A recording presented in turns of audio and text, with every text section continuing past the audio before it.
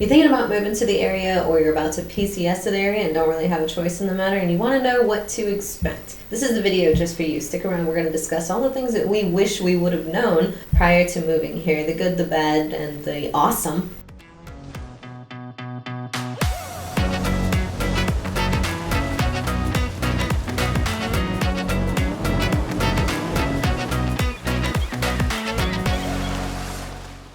I'm AJ Baduke, and this is Andrew. And we're with the Emerald Group right here on the Emerald Coast. We are doing videos every week from Pensacola to Panama City Beach, so make sure you hit that subscribe button and ding that bell so that you get notified every time we do another video. And we are getting calls, texts, and emails almost daily at this point if people want to move to our area. So if that sounds like you, all of our information is on the screen. Don't be a stranger. Reach out to us. We'd love to help. So let's get into it. What was the first thing that you noticed when you moved here that you weren't expecting? The very first thing I noticed, okay, so I'm driving into town. It was from New Mexico, I think is my last training station before I was coming down here. And as we pull into town, I'm going to a Mexican restaurant to meet with some people that some guys that I had trained with, and they had some guys from the squadron I was joining. I was military at the time. And I'm like, cool, I'll be there in like 20 minutes. It's only like 20 miles away. And then I hit what they call it traffic. And I was like, what is going on? It took like 40 minutes to get there. And I was like apologizing profusely. I'm so sorry. I don't know what happened. There's like an accident. And they were like, oh, no, it's just lunch hour. Like, it's just fine. It's like normal. So yeah, traffic. Traffic was the first thing I noticed. I hadn't even moved my stuff in. I had a backpack full of my stuff and like a container of everything else that I owned. And traffic was the first thing I noticed. What about you? So another kind of funny story, actually. Bought my first house here, and I had traveled over the weekend to get here, and everyone was helping me move on Sunday to get everything done. I come home from work on, I think it was Monday night. Yeah, it was Monday night. And it's my first night in the house by myself and everything, and I keep hearing this random knocking, and it's like, boom, boom, boom, boom. And I'm like, is someone knocking at my door? It's so weird. I already know the sound. Like, as soon as you went boom, boom, boom, boom, I was like, yep, every night I get to go to sleep to the sound. So that's what I was not expecting. I was like looking out my windows. I'm like, who's doing construction in the middle of the night? It's like 8 o'clock at night. Like, what is this? And so I found these like Facebook groups that you do. And I didn't want to sound like an idiot or anything. And so I'm like scrolling, looking for anyone else talking about like booming noises. And thank God I didn't ask the question because someone else did. And the first response was, that's freedom. And if you move here and you ask the question, where are all these boom noises? That's the response you're going to get is that's freedom. Yep, 100%. We have AC-130 gunships out here laying down a lot of practice fire for, of course, if America has any enemies that they need to take care of. And we've also got F-35s make a lot of noise and, just a lot of air stuff in general. Please keep in mind that if you are moving to our area, we have 2 major Air Force bases and a couple other smaller bases that also have aircraft that are always flying in and out. If you're over in Pensacola, there's the Blue Angels. If you're over in Panama City, there's stuff everywhere for air noise. It's not all the time. No. But it is consistently at night, and depending on which areas you're in, you may hear it more than others. And then on top of that, there's the big booms and sounds that you hear, which is very much more rare. I'm not going to say very rare. I would say maybe once every 3 to 6 months, you'll hear one pretty big, and that is because Eglin Air Force Base, which is basically right between Navarre and Fort Walton Beach, is the biggest bomb testing center and missile testing of the United States Air Force. So they do a lot of bomb testing, and sometimes it rattles windows. In super rare cases, I think maybe 2 or 3 times since I've been here, I have seen people say that it has broken windows. Oh, wow. But I think that's definitely somebody exaggerating or something, because I've never actually seen pictures or anything like that. But yeah, sometimes you get those big booms. So something to think about. Once you live here a little bit, though, you get used to it. Like, it's almost like I don't want to say I can't sleep without it, but it is comforting to know that these random noises are happening at night sometimes. It does. It's almost like a noise machine at some point. It's almost like, oh, where are they? Oh, okay, there it is. I got that. That like, what do they call them? Like the things that help you sleep, metronomes. It's almost like something like that. And the planes are really cool to see. Like the jets and the C-130s, like they're just really cool to watch them like fly over. And a lot of times they'll be super low, and you're like, oh my gosh, this is kind of cool. That is one of like the coolest things. Like the first time you go out to the beach, you'll see the C-130s, the CV-22s, any of those just flying right over. Used to fly some of those, and we called them beach runs or morale flights is what we'd call them. Open up the ramp and door, dangle my feet off the back of the aircraft with a harness, of course. I was being safe. But we would do that at like, I think it was 500 feet. We're not supposed to fly under that in country, unless we're like doing a mission or something. But yeah, it was like super cool. People would be waving to you. We're just enjoying our time. And it's cool being on the other side of that, seeing it go by. And you're just like, oh, that's pretty neat. That is the sound of freedom. Or watching folks actually get dropped into the water. Oh, yeah. That's pretty cool, watching that practice and then getting picked up by the small boat. So that's a pretty cool thing to watch too, actually. And you get these basically free tickets anytime that you're out at the beach. You're generally going to see something. Yeah, definitely. Something else that I noticed was, and it might seem kind of silly, but the sun hits differently. Oh. You think, oh, well, it's the sun. It's the same sun everywhere you go, but it's different. So you always want to like buy, if you're the type to use sunscreen, make sure you're using sunscreen from like the local location. You can't bring your sunscreen from California and expect it to work in Florida. It's just not, I don't know why. It's just different. I didn't know about that with the sunscreen, but I do know that I carry sunscreen in my home, my vehicles, and my office, just in case I need it. And anytime I know I'm going to be out doing a lot of showings or anything like that, I lather up. It is the best thing. I hate the feeling of being burnt. It is one of the worst things. I also keep aloe vera in my fridge. Nice little tip for you: if you do get burned, throw it in the fridge. Kind of not fun at first, but as soon as it warms up just a little, it's like perfect. And you can get actual like raw leaves of aloe vera from like Publix, I want to say. I think they sell them. Or a lot of folks actually grow aloe in their yards because, well, it's just the best and it's super easy to do. You just cut one of those big old leaves off, throw it in your fridge, and it's nice and cold and all natural. Just rub that leaf all over your body to help your sunburn. So definitely try to protect yourself. Yeah, no, I do believe it works. I'm just saying, like, if you definitely need to protect yourself against the sun out here. That one, I knew when I was moving to Florida, like, okay, the sun's going to be different. But I lived in California for many years. I lived in Texas, and I lived in Guam. I lived in, all these great places with sun. The sun is different here. I promise you, I'm not messing around. It's a thing. It's a real thing. Speaking of sun and sun damage, our roofs don't last as long as they do in other places. So while these, nationwide roof companies are like, oh, well, this is a 30-year dimensional shingle, they don't last 30 years in Florida. Give it maybe 20, maybe 25. They all kind of depend. I generally suggest to people to cut out about 5 years from their roof life anytime they're thinking about it, from whatever the rated one is. And it's not just roofs either. It's hurricanes, it's wind, it is occasionally, and I mean this, I'm emphasizing occasionally, hail. I think we've had that 3 or 4 times since I've been here. We just had it not too many weeks ago. I think we just had it like a couple days ago even. I had to watch a video on Facebook like 6 times because I was like, is that really, because it's like tiny. It's kind of like slushy. Let's call it what it is. Just little tiny pebbles. But like I had to watch this video like 5 times because I'm like, what is that really? No, I'm like zooming in. But yeah, apparently we have hail here from time to time. And of course, when you're in an area that's not used to it, they don't protect against it. So it causes a little bit more damage. But hurricanes, we also have tornadoes that can do some damage to your property and stuff. But I mean, these things are really rare. The chance of you having a problem while you're down here, I mean, I've lived here 16, 17 years now at this point, and I've had one small issue, and I didn't even notice it. Like, the roof was fine, but my roofer was like, yeah, you could probably get the insurance to pay for this or whatever. And I'm like, okay, well, cool, whatever, if I can get some help. It needed to be replaced anyway, but it wasn't leaking or anything. So anyway, my point is the chance of you actually having an issue with that is pretty rare. Yeah, but with the sun and the salt air and the high winds that we do get, it's just going to deteriorate at a faster speed than it does in other locations. And metal roofs too. I think if you are within a mile or 2 of the water, you probably shouldn't get a metal roof. I tell people this all the time, but some people still do it because it is rated a little bit longer. Those bolts that they use, they rust out just a little bit quicker, and it's still going to last a lot longer. Don't get me wrong, but it is going to go a little bit quicker than they say, as we mentioned, and then it's also going to look, like you said, more sun damage, just more damaged in general. Yeah, definitely. Something else, I moved here with a dog, and my first thought was, I'm going to take him to the beach.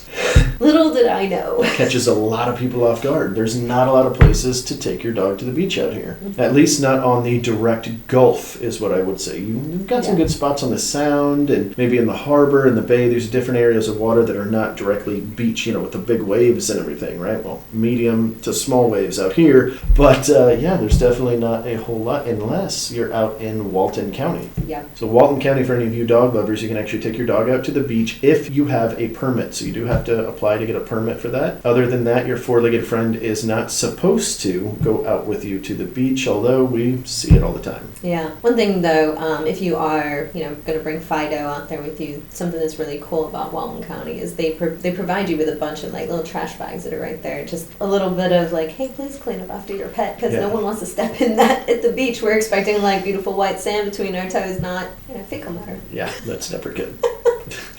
Speaking about being in a bad spot, one other thing that I noticed, and I actually didn't notice this until probably about 2-3 years ago. So for those of you that might be moving here soon, there are certain areas that are a little bit blind to Uber and Lyft. So if you're looking to go out to maybe one of the events, for instance, I just went to a tacos and tequila event. So it was one of the great events they do. They do it every year. They've got craft-a-thons. We've got Billy Bowlegs. We've got, the list goes on and on. Tons of craft festivals, tons of festivals, and different things to do. And I'm in an area of town in Mary Esther where it's kind of in between Fort Walton and Navarre, and sometimes it's hard to get an Uber or whatever. And so I don't want to go to tacos and tequila and have to drive. I want to enjoy the tacos and the margaritas, So anyway, sometimes that makes it a little difficult. Luckily, our office is here in Fort Walton, so I'm able to drive my vehicle here, get an Uber there, just take it home and figure out the ride later. And it's not like that all the time. You lived in Mary Esther, you remember, but it is like that some of the time, and that's never fun.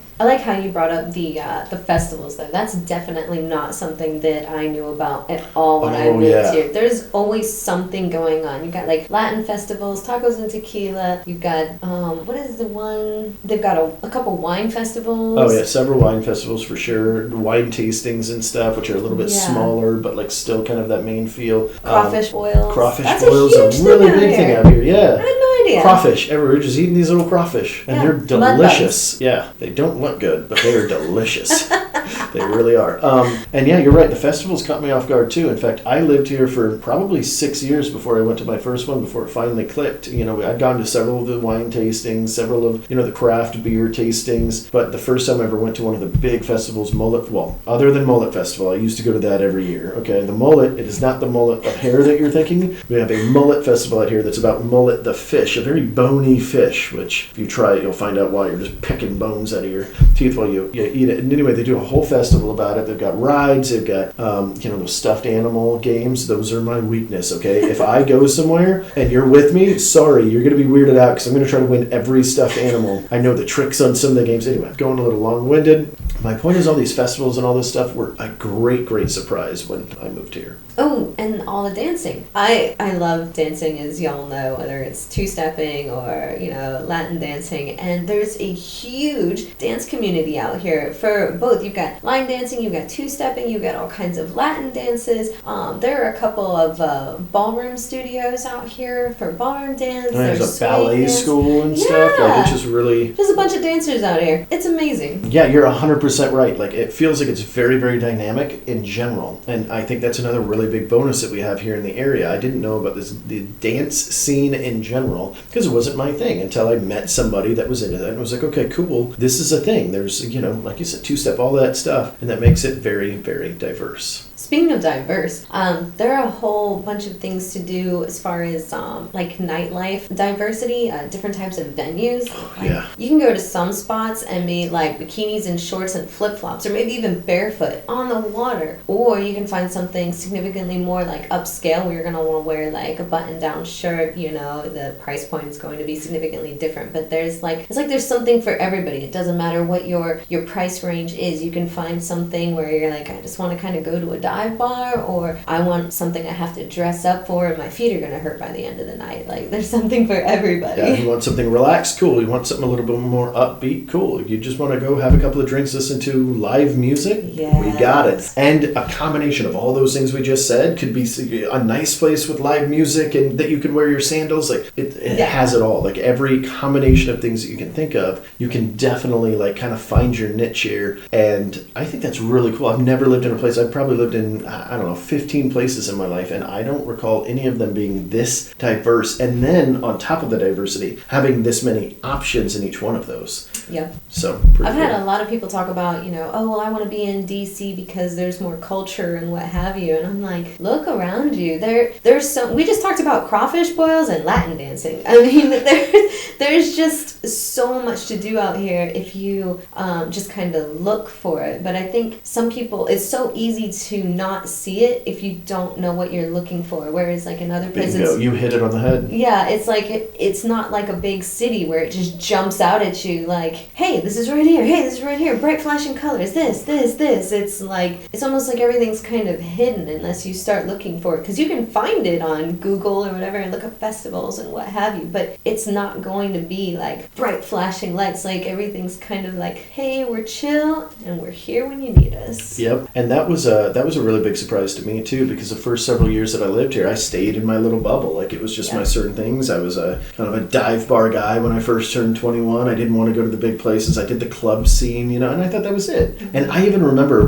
this was back when I was active duty, so like 2006, 7, 8, all the way to 14, whatever. I remember even thinking like, man, there's like nothing to do here. For a beach town, there's nothing to do. And then got out, became a real estate agent, started opening my eyes to it, and I'm like, oh my gosh, this is there. It's everywhere. You just need to find your niche. Yeah. And I never lived in a place like that, or I was just naive enough when I lived in those places that I didn't notice, but it definitely feels like it's just abundant here with stuff to do. Yeah, even, not so, I don't want to say not commercialized, but kind of. So you do have all the bars and nightlife events and what have you, but then you've also got a whole lot of natural options too. Like we got parks for days. It's like you turn a corner and there's another park, and here's a park, and you get a park, and here's a neighborhood park, and here's a park just because we hadn't seen some green for, a block. So let's put a little park here, and then... Go to drive-through park? We got drive-through parks here too. Like, I'm not even kidding. Yeah. We got zoos. We got, it's all, it's incredible. You want a park with a river in it so you can float down the river? Hey, guess what? We got multiple of them. Or caverns. Or springs. Oh my gosh. And they're gorgeous. Like, it's insane. Yeah. You want to go paddleboarding? You want to go surfing? You want to go, what is that, like kite surfing? Oh, yeah. That looks really fun. I haven't tried that yet. That looks awesome. That looks like way out of my league. Deep sea fishing, scuba fishing, spear fishing, or scuba fishing? I don't think that's a real thing. Scuba diving, maybe scuba fishing. I don't know. Maybe that's a thing. But the point is, there's just a ridiculous Crab Island. Oh my God, Crab Island too. Anyway, we're throwing a lot of things out at you. The point of all this is it is extremely diverse. If you have something you like doing outside of your home, it's here. And well, I guess they have stuff inside of your home because it's your home. You do whatever you want. Yeah, put whatever you want in there. Oh, and another thing, talking about diversity, this area has like its own personality. You think like beach laid back meets country almost. It's like super kind of chill and friendly and accepting and just a really great and comfortable vibe. Yeah, and then you've got kind of every variation of that too. So you're not just stuck in the beach style country or whatever. Like you want to go just like island feel, that that trip that you took in the Bahamas. I can't tell you how many times that I go someplace and I'm like, oh my gosh, this reminds me of that time I was in the Caribbean or wherever it was, and I was sitting in some tiki hut and just enjoying good conversations with like casual laid back people, and in the background during that conversation just gorgeous. Like lunch today was a great example. Met a new friend, we're just sitting there BSing, and as I'm looking at this person talking, the water is just in their background. It was so cool. We got this nice umbrella over us out in the sun, wind sitting us. So yeah, very diverse, very cool. And changing subjects real quick, because this is another thing that really, really, really caught me off guard, is how affordable it is to actually live here. Maybe not in the whole pocket. I know there's some people, well, it's more expensive than where I am. But in the grand scheme of things, I was like, okay, cool. Well, if I'm going to live anywhere near the water, I remember this distinctly. I remember having this thought, anywhere near the water, it is going to be insanely expensive. And the first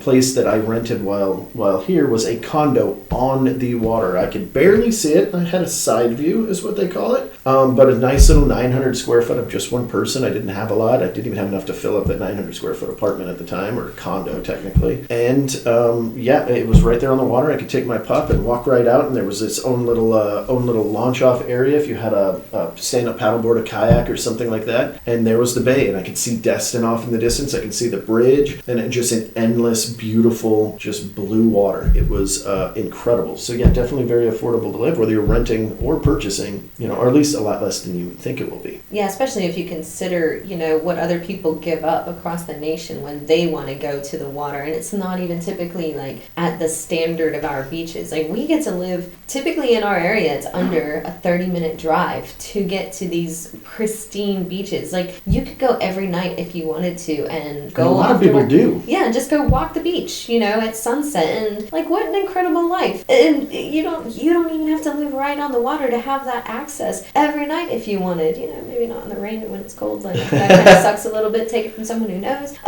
But it's just really, really awesome when you look at it. Yeah, it's a really great point of the affordability. And just to know that there's a lot of other people paying extremely much higher prices for homes and living and all this stuff, and then they still have to drive 3 hours to the beach. Like, that's incredible. You can build your own little, habits and things like that, like walking it every day or whatever. Like, one of the things that I do is I like to walk it on New Year's. I like to, my dad taught me this anyway. I thought it was so cool. Like, on New Year's Day, I like to get up and watch the sunrise. And since I live here, I get to do that right here with the beach coming right over the water. And it is so beautiful. And it's, it's New Year's, so it's always like that, like kind of a almost magical feeling of a new start, which is pretty cool. So you can definitely build in fun things like that. If you're still with us, comment down below with what your favorite activity is, or what your favorite or hidden gem, whatever it is. We've given you all the things that we didn't know about when we moved here. Maybe there's something outside of that you discovered when you moved here. We'd definitely love to hear about it. Maybe check it out ourselves if we haven't seen it. Yeah, no kidding.